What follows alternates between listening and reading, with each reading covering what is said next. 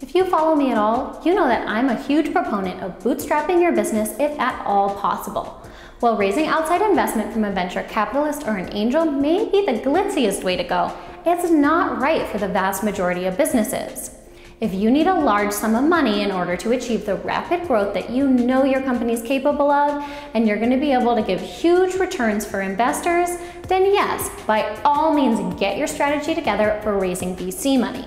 However, for most of you entrepreneurs out there, you'll just be spinning your wheels because the business that you're building is not suited for that type of investment.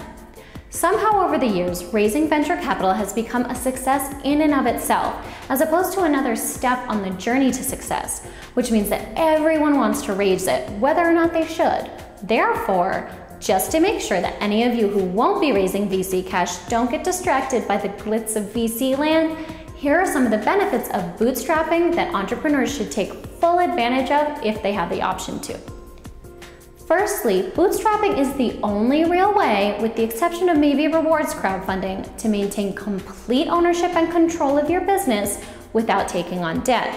If you want to be able to steer the ship based on your goals alone without being bogged down by principal and interest payments that may come due before you're generating revenue, you have to maintain complete control. When you bring on VC investors, they take equity in your company and seats on your board, and you're no longer the only leader at the table. You'll be forced to take into account how your investors want things done, and depending on your deal structure, you may legally need their permission for decisions about how to manage and where to take your company.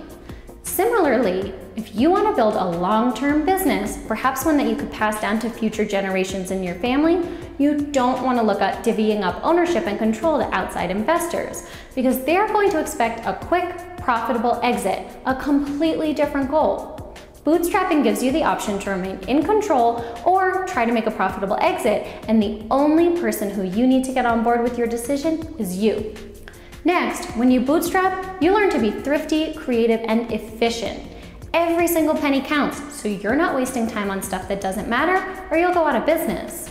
Raising too much outside funding can actually have the effect of making a company inefficient, not just in the sense that they spend a large chunk of their time courting investors and then trying to keep them happy, but also because the founders now have more funds to play with and less skin in the game.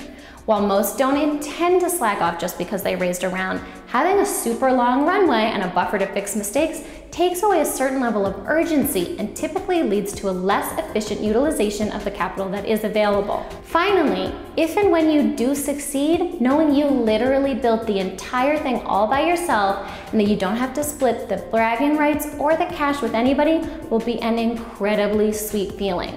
If you jump into too many rounds of venture funding, you'll be surprised how quickly you can dilute your power, control, and payout once you finally do sell or IPO. I've heard many stories of entrepreneurs who sold their companies for 7 or 8 figures, but only walked away with a few $100,000s after years of hard work. Once again, there are certain circumstances where raising venture capital is the best decision for your business.